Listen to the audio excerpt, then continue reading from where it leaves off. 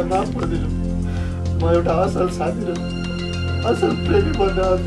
असल छोरा बन्न सकिनु म माफ गरिदिनु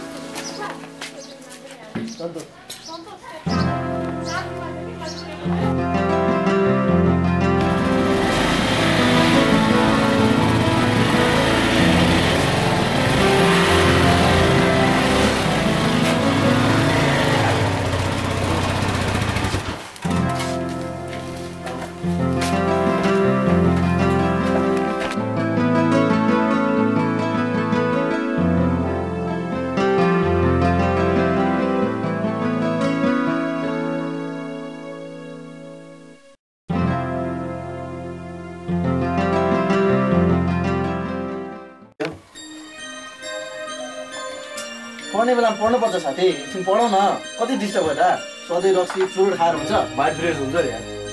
पढाउनु साथी एकछिन पढाउ एउटा पढ्न देऊ साथी मलाई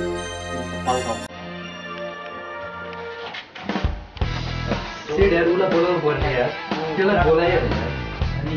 मिस्टेक भयो यार त्यसलाई फोन गरौँ क्या हो यार है ओ साथीहरू तपाईँले सम्झिरहेको थियो हामीले यार ल आइज यार आइज ऊ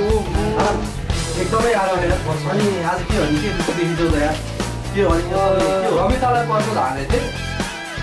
एक्सेप्ट गरेँ कि आज ल बोलाइ चाहिँ आएर तिमीलाई बोलाएपछि तिम्रो त हो नि मेरो साथी बोलाइ त्यही भएर हल्का पार्टी ल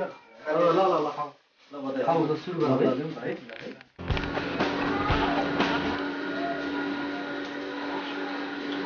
कति चुरोट खान्छ साथी धेरै चुरोट नखाऊ न आज खुसियाली छ यार त्यही भएर यार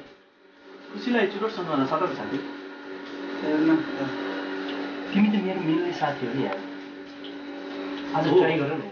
नै यार मैले त कहिले मलाई थाहा छ नि मेरो खुसीको लागि तिमी यति गर्दैनौ यार अनि यार म कहिले खाँदैन आज खाइदेऊ नि एक कप खाँदैन तिमीलाई के हुन्छ ल तिमीले भनिहाल्यो आज लाइनमा गए त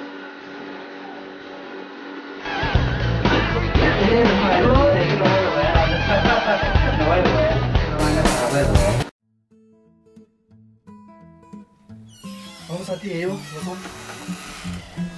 तपाईँको गर्लफ्रेन्ड निकै राम्रो छ साह्रै राम्रो अरे गर्लफ्रेन्ड कसको यार माने साथी माने यही साथीहरू पनि बसौँ है अब ठिकै छ तैँले भन्नै पर्दैन यार साथी ल बसौँ ल सुते यार त्यस्तै छ साथी हेर्नुहोस् पढाइ पनि त्यस्तै छ पढिया छैन अहिले त्यस्तै त हो यार विद्यार्थी कोठा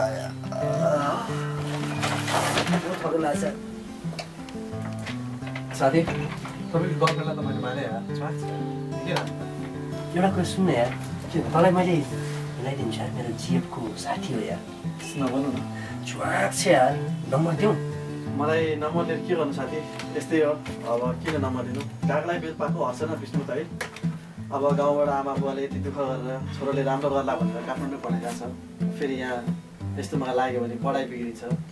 उहाँको पनि एउटा सपना होला होइन त्यही भएर मैले लिएर के गर्नु नम्बर ल यार नम्बर लेखिदिन्छु के जे गरे यार जे मन लाग्छ त्यही गर म गएँ यार अहिलेलाई होइन साथी बसौँ न गएँ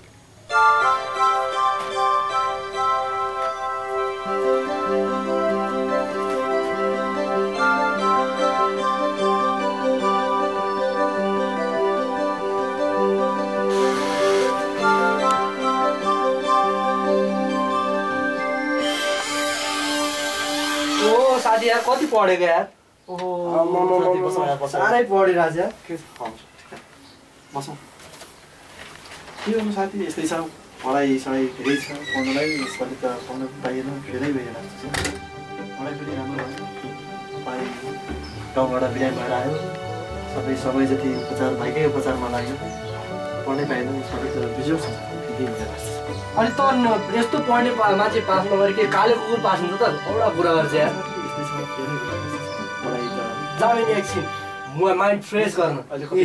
सिक्का खाना हिँड्छौँ पढेर बस्नु म गयो उसो भयो यार ल साथी ल टेन्सन गराएको साथीहरूले आफूलाई कस्तो धेरै पढ्नु कस्तो बेलामा आइदिन्छ साथीहरूले टेन्सन नगर्नु आफूलाई कति धेरै पढ्नु छ इक्जाम आइसक्यो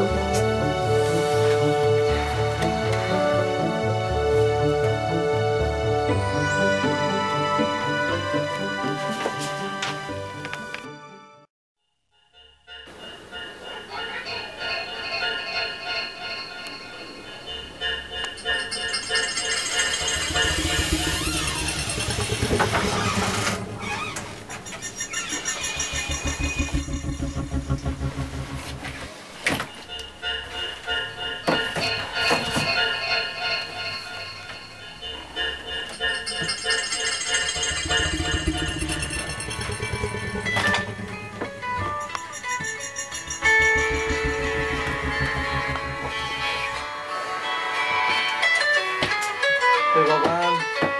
बाउको फोन आयो रिजल्ट पनि फेल भयो के भन्ने होला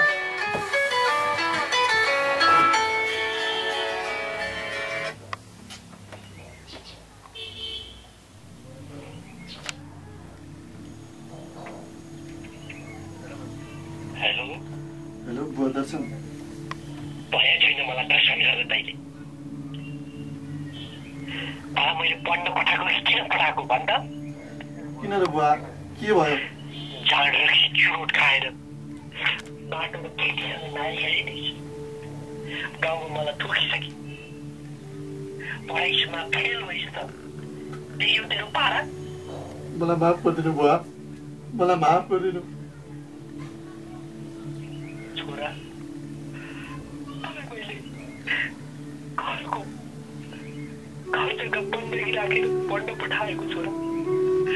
तर मेरो एउटा छोरा पुरस्कारको सहारा बन्छस् कि भनेको थिएँ छोरा तैँले मेरो नाक काटिस् छोरा माफ गरिदिनु बुवा अबदेखि मलाई तैँले पाप नगर्नु छोरा अब मेरो मुख हेर्नलाई त कहिले नआइन्छ छोरा माफ गरिदिनु बुवा मलाई कहिले नआइन्छ मलाई माफ गरिदिनु बुवा मलाई माफ गरिदिनु म एउटा असल साथी र असल प्रेमी बन्न असल छोरा बन्न सकेन बुवा माफ गरिदिनु ल